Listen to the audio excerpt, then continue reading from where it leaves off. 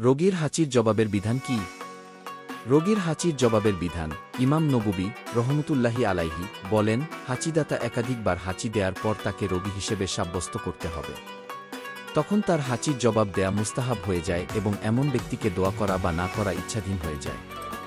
এখন প্রশ্ন আসতে পারে যে, রোগীর জন্য দোয়া করা তো আরও অধিক প্রয়োজন, অথচ তদস্থলে তাকে ইচ্ছাধীন রাখা হলো কেন?